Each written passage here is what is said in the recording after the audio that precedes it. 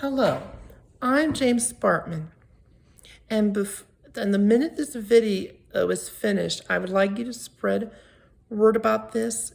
It has to do with dragons. In fact, 3 books of volumes consisting about dragons and how I written them. In fact, let's begin with our first book.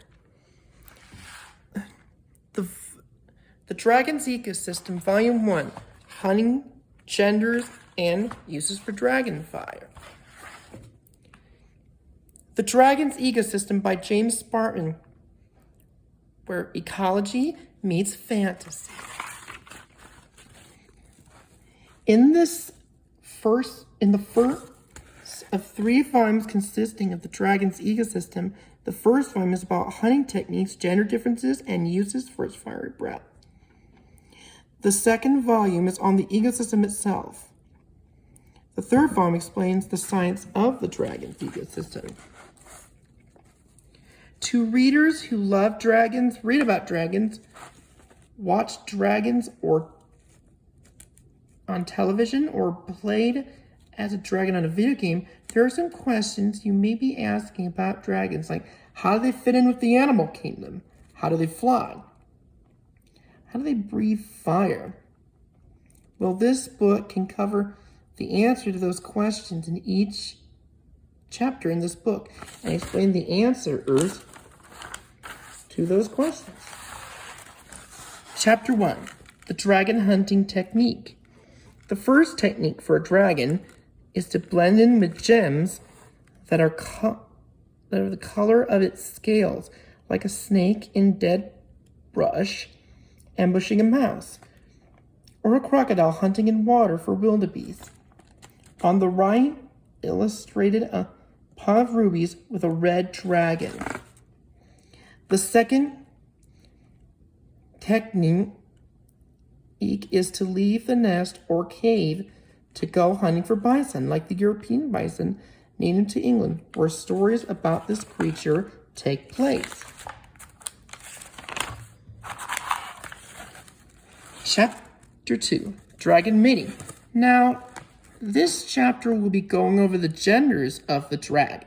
The female has shorter horns than the male, as seen in the illustration opposite side of this page. Oh, and female dragons only choose dragons with the strongest wings, the hottest fire, and the biggest treasure hoards.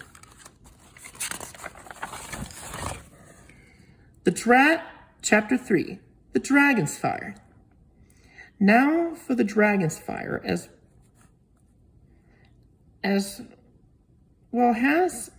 for how a dragon can use can survive with fiery breath.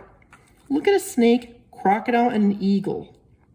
You happen to merge these animal anatomies and you get a dragon. Oh, and about flying, their wings have to be strong to lift the dragon in flight mode. The fiery breath, when the dragon unleashes its fire breath, it burns trees. It may look disastrous, but some trees need fire to grow, like the American giant sequoia. Don't forget, these trees have survived the dinosaur age since the first wildfire burned our planet. Now, when most people think of dragons, we picture them as sauropod-like animals. But there are ones that come with snake-like bodies, like the Asian dragon. Oh, and not all dragons breathe fire. Some can emit lightning from their mouth, or even eyes. The end. The end of book 1. Let us begin with book 2. And end.